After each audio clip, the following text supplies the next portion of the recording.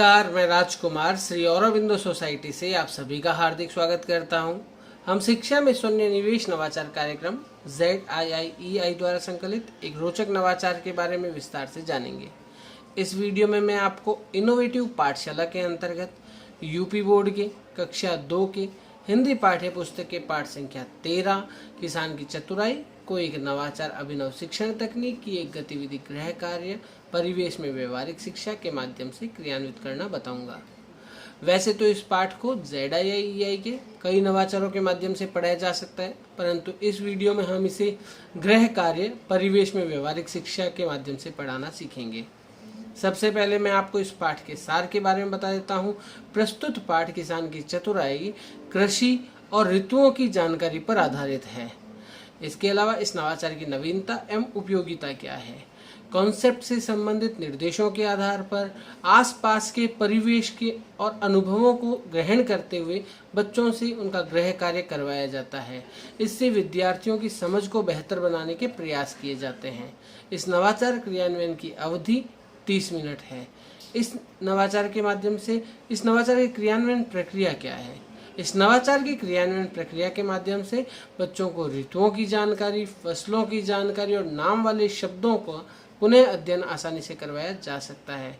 जहाँ तक बात आती है पूर्व प्रबंधन की, तो इसमें शिक्षक कक्षा के छात्रों की संख्या के आधार पर किसान की चतुराई चैप्टर से संबंधित कोई भी क्वेश्चन जो उन्हें गृह कार्य में करवाना है उसकी एक तालिका का प्रिंट आउट निकला कर लाते हैं।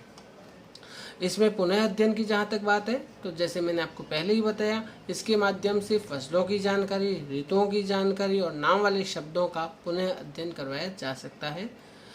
इसके लिए नवाचारी शिक्षक कई बातों का ध्यान रखते हैं। जैसे वे छात्रों को कह देते हैं कि आपको अपने गृह कार्य में अपने माता पिता की सहायता लेते हुए दी जाने वाली अंक तालिका में आपको पूरी जानकारी भरवा कर लेकर आनी है। साथ ही साथ आप इसे बिल्कुल सीधा रख कर ले जाएंगे, गृह कार्य कंप्लीट करेंगे, कल वापस लेकर आएंगे। अगली कक्षा के अंदर हम पढ़ाए गए पाठ का पुनः अध्ययन इस अंक तालिका के हिसाब से करेंगे। अब ये तालिका कंप्लीट होनी अनिवार्य है। आप सभी अपनी तालिका के हिसाब से सभी छात्रों के सामने जानकारी देंगे, जो आप जानकारी घर से पढ़कर आएंगे। इस प्रकार मैं आपको एक उदाहरण के माध्यम से समझा देता हूँ। जैसे छात्रों को निर्देशित किया जाता है कि आपको सबसे पहले अभिभावकों की सहायता से ये पूछना है कि कुल ऋतुएं कितनी होती हैं और किस ऋतु में हम कौन सी फसल उगाते हैं और उन फसलों को उगाने के लिए हमें किन किन सामग्री की आवश्यकता होती है। तो मैं आपको इसकी एक तालिका के बारे में बता देता हूँ। जैसे एक कॉलम में लिखा जाएगा वर्ष में आने वाली ऋतुओं के नाम, फिर दूसरे कॉलम में लिखा जाएगा ग्रीष्म ऋतु में उगाई जाने वाली फसलें, फिर शीत ऋतु में उगाई जाने वाली फसलें, बसंत ऋतु में उगाई जाने वाली फसलें, वर्षा ऋतु में उगाई जाने वाली फसलें, और लास्ट कॉलम में लिख दिया जाएगा उगाई जाने वाली फसलों में काम में आने वाली वस्तुएं। इस प्रकार से ये सारी जानकारी कॉलम में एकत्रित करके छात्र अपने अभिभावकों की मदद से उनके अनुभवों के आधार पर ग्रहण करके लेकर आएंगे। अभिभावकों के लिए निर्देश होता है छात्रों की मदद करते हुए, उन्हें अनुभवात्मक शिक्षा देते हुए इस जानकारी को इस तालिका में भरवाएं और सुरक्षित रूप से इसे वापस विद्यालय भिजवाने का श्रम करें। इस प्रकार से सभी को निर्देशित किया जाता है। इस गतिविधि के माध्यम से कई सीखने के प्रतिफल प्राप्त होते हैं। जैसे छात्र कही जाने वाली बातों को ध्यान से सुनते हैं, अपने अनुभवों को काम में लेते हैं, पढ़ी गई वस्तुओं को ध्यान से पढ़ते हैं और साथ ही साथ अपने अनुभवों को काम में लेते हुए अपने घर की भाषा और अपने विद्यालय की भाषा में एक दूसरे से बात करते हैं, स्वयं कहानी या कविता गढ़ते हैं, एक दूसरे को सुनाते हैं, अपनी पसंद के अनुसार कहानी, कविता, पोस्टर इत्यादि का आनंद लेते हुए उसे पढ़ते हैं। अपनी निजी जिंदगी और परिवेश से जो उन्हें अनुभव प्राप्त हो रहे हैं उनको आपस में तालमेल बिठाने का प्रयास करते हैं। अपनी कल्पना से कहानी और कविता का निर्माण करते हैं। हिंदी वर्णमाला के अक्षरों को और उनकी ध्वनियों को पहचानने का प्रयास करते हैं। समान ध्वनियों वाले शब्दों को पहचानते हैं। साथ ही साथ अपने अनुभवों से उन्हें आत्मविश्वास का भी विकास होता है।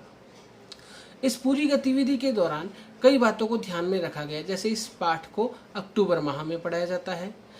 जो भी गृह कार्य दिया जा रहा है वह अनुभवात्मक और प्रयोगात्मक होना चाहिए ताकि छात्र स्वयं उसका पता करके किसी निष्कर्ष तक पहुंच सकें। इसमें NCF 2005 के उद्देश्यों को ध्यान में रखा गया है। PTR अनुपात को ध्यान में रखते हुए इस नवाचार की जो समयावधि है उसको निर्धारित किया गया है। जो विशेष आवश्यकता वाले बच्चे हैं उनको भी इससे लाभ प्राप्त होता है। साथ ही साथ बच्चों में जीवन कौशल जैसे आत्म जागरूकता, गहन सोच, प्रभावशाली संप्रेषण, इन सब का विकास होता है और इनसे निहित मूल्य जैसे साहस, उत्तरदायित्व, सहयोग का भी विकास होता है। हम आशा करते हैं आपको यह गतिविधि अच्छी लगी होगी। आप भी इस चैप्टर को इस नवाचार के माध्यम से अपने विद्यालय में क्रियान्वित करेंगे। हम इस प्रकार के दिलचस्प नवाचार आप तक लाते रहेंगे। आपसे अनुरोध है आप हमारे YouTube चैनल ZIIEI को सब्सक्राइब करें। यदि ये वीडियो आप फेसबुक पर देख रहे हैं तो हमारे फेसबुक पेज को लाइक करें। नीचे दिए गए लिंक पर क्लिक करके आप इनोवेटिव पाठशाला ऐप को इंस्टॉल कर सकते हैं। इस वीडियो को देखने और लाइक करने के लिए आपका बहुत बहुत धन्यवाद।